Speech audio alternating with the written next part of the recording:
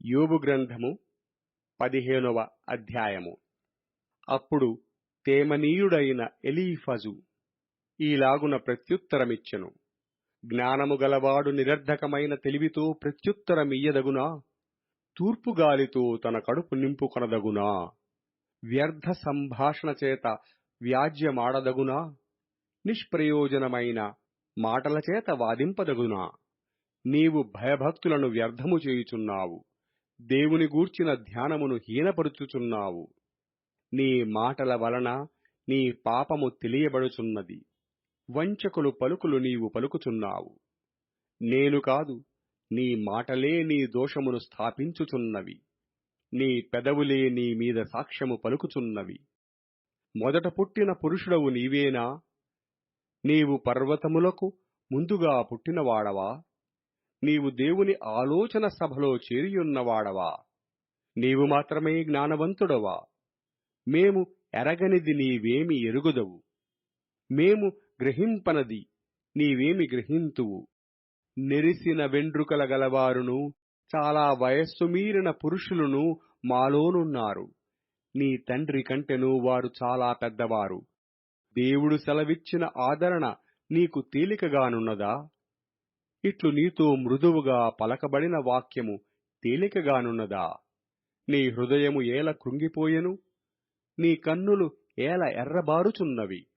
దేవుని మీద నీవేల ఆగ్రహపడుచున్నావు? నీ నోట నుండి అట్టి మాటలేల రానిచ్చుచున్నావు?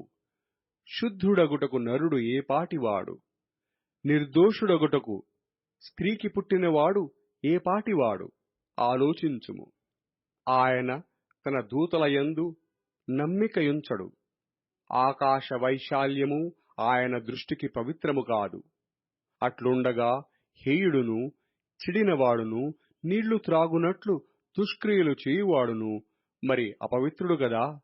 నా మాట ఆలకింపుము, నీకు తెలియజేతును. నేను చూచిన దానిని నీకు వివరించెదను. జ్ఞానులు తమ పితరుల యొద్ద నేర్చుకొని మరుగు చేయక చెప్పిన బోధను నీకు తెలిపెదను. అన్యులతో సహవాసము చేయక తాము స్వాస్థ్యముగా పొందిన దేశములో నివసించిన జ్ఞానులు చెప్పిన బోధను నీకు తెలిపెదను. తన జీవితకాలమంతయు దుష్టుడు బాధనొందును, హింసకునికి ఏర్పడిన సంవత్సరములన్నీయు వాడు బాధనొందును. భీకరమైన ధ్వనులు వాని చెవిలో బడును.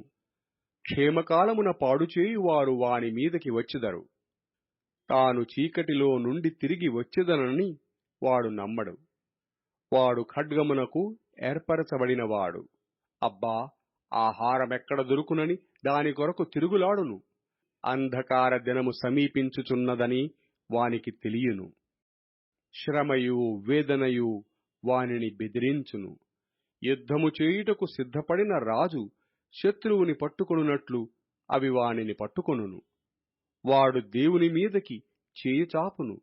సర్వశక్తుడగు వానిని ధిక్కరించి మాటలాడును. మూర్ఖుడై ఆయనను మార్కొనును. తన కేడెములు గుబుకలతో ఆయన మీదకి పరుగెత్తును. వాని ముఖము క్రొవ్వు పట్టియున్నది.